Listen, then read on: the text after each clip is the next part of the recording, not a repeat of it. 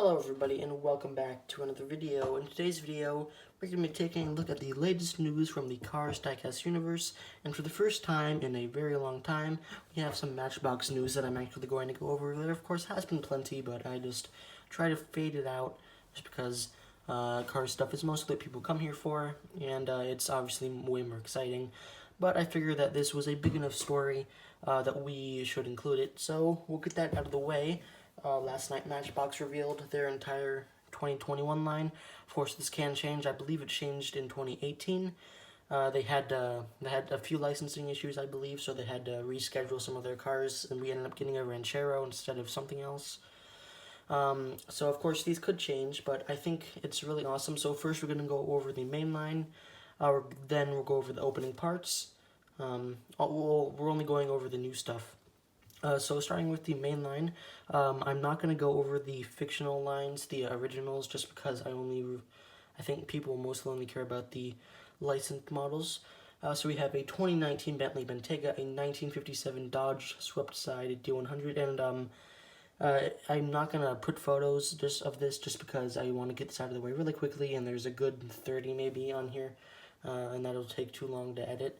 Well, I could do it, but I'm just not feeling up to that. So if you do want to do that, you can either go watch the presentation, which is on probably a few YouTube channels. I believe the Lamb Group is probably the most notable. Or you could just go ahead and look up all these cars, which would take a very long time, but why not? So you have that. You have a 2020 Honda E, a 2020 Audi TT RS, and I hope they put it in the blue. That's what they showed in blue, and it looks really nice. A 1962 Plymouth Savoy, the Field Car 2, which is a modern version of a car they apparently did years and years ago in like the 70s. A 1994 Lexus LS400, glad to see they're putting Lexus back in the line, as well as Toyota. Speaking of Toyota, the 1984 Toyota MR2, that's going to be a really good one.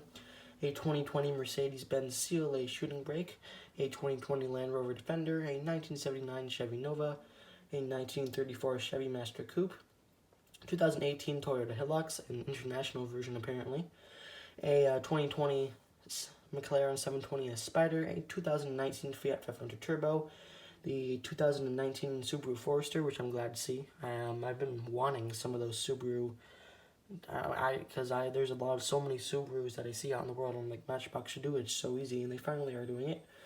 A 1970 Ford Capri, a 1953 Buick Skylark, a 1932 a Ford Model D Coupe, a 2020 Tesla Roadster, that's a pretty cool one, as well as a 2020, I believe it's a 2021 Ford Bronco. So that's it for the main line in terms of new licensed vehicles. Now in terms of this is the opening part series, which is basically the same as the main line. They cost $1 or $2 extra because they have opening parts such as opening doors, opening hoods, and some of them have a few extra special features. So, this is a really interesting line, at least one of them. A 1963 Honda T360, a 2019 Pagani Huayra BC, which is a big shock, a 1948 Chevy Suburban, a 2020 BMW M4 Cabriolet, a 1979 Subaru Brat, and a 1988 Chevy Monte Carlo LS. Is that an LS or is it an LS? Now we have, I believe there's a Cadillac line. They're also doing like a heavy duty trucks line. Out of all those, we do have at least one, which is basically what they did with the Mustang line, and that would be the 1975 Cadillac Eldorado. Is coming to the Cadillac line, and that is the first ever appearance of that one for Matchbox. And then you have like sort of premium lines. Some of these are closer to like the opening parts models, which are the ones I like, and then some of them are like closer to Hot Wheels premiums, which I don't like because they have really odd looking wheels. Like I'm more of a fan of like the Camaro or the S200 they released last year. They look really good. So hopefully those will be close to those. And they also sometimes they re-release they really re-release quite a few of the premium models as moving parts models, and maybe even some in the main line.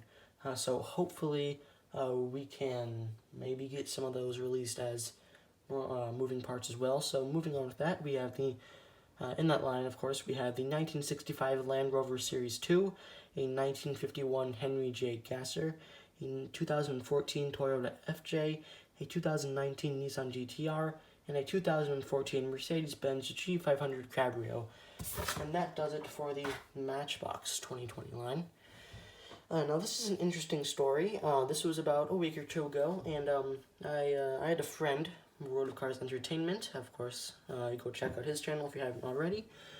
He actually discovered a new canceled car, and that would be either Mia or Tia. Actually, it was Mia and Tia with pop-up headlights. I'll tell the story real quick. So, you know, there's the it was like the final lap pack, like 7-pack. It has like the King, Chick, and McQueen, as well as Daryl Cartrip and Bob Cutlass. And there's also Dexter and, is it Race Official Tom? It might be that guy. If you take a look at this prototype picture for it on Amazon, you can see that it's like, it has a whole lot of weird things. It's like a quick changer McQueen, the two guys on top are lenticular, but most importantly, take a look at Mia and Tia there and see that it's either Mia or Tia. I'm not sure which one it is. You can't really tell. One of them has a much different expression, and it also has popped-up headlights. So at one point, this variant was actually canceled, and nobody knows how it was going to be released. Maybe it was supposed to be a part of the pack, or maybe it was a separate single release. Maybe it was a prototype for Superfan Mia and Tia. We'll never know. But yep, brand new canceled car. It's always a weird day when you find a canceled car that's kind of hiding in plain sight, and that hasn't happened since like 2018 with the red stoplight girl. Next story, we have the new Rocket Racers.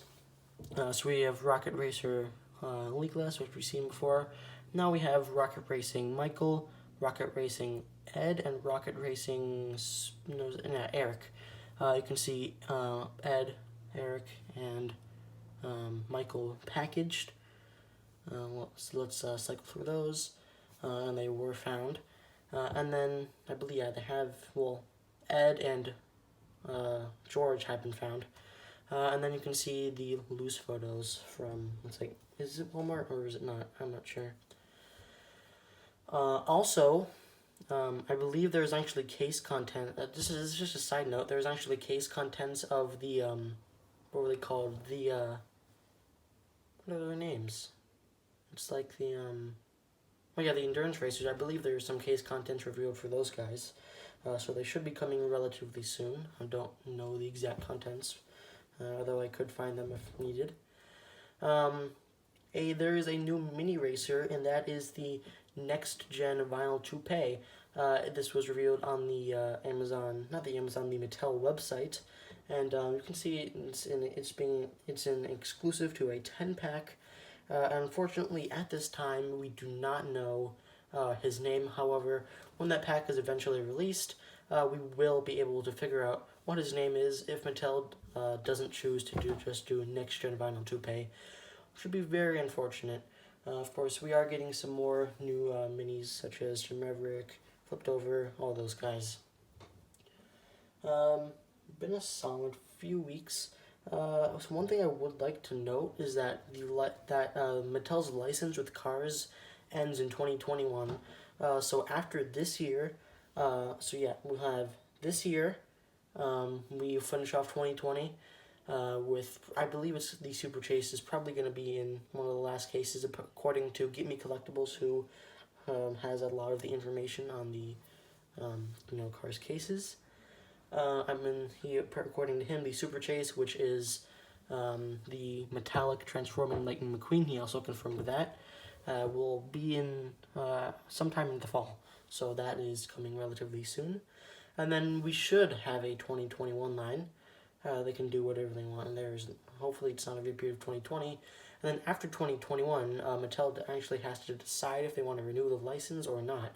They, of course, renewed it in 2011, so they got in 2006, and then it sort of expired in 2011. Of course, they renewed that due to Cars 2. Then it sort of expired in 2016, and they renewed it for Cars 3. And now in 2021, we don't have any movies coming up. So maybe if we get a Disney Plus series, we could actually end up getting maybe not even some diecasts, but we could also get, hopefully they renew the license. And even if we don't get a Disney Plus series even in 2021, I do believe we will get one eventually at some point, no matter it be about maybe the Adventures of the Townies, or it'll be like Cruise Racing or something. I do believe we will eventually get something like that. And there's, I don't know, Cars hasn't been a relatively good moneymaker for Mattel in recent years, so it's really not, we don't really know if they're going to choose to renew the license. I hope they will, and I believe that there's a higher chance that they will rather than they won't. And if they do not, then that will pretty much be the end of the Cars line. For the time being, they could always get that back up, and then we would have more lines and all that. But that is something to think about, that that the Cars line will potentially change. Also, speaking of change, there is apparently like a change in the Cars department in like 2018, which is why they sort of shifted from what they were doing to what they're doing now. And yeah, that is pretty much it. I think we've gone over mostly everything. Of course, like the color changes are now out. And yeah, that pretty much does it for this episode of Collector's Link News. And I will see you all in the next one. Goodbye.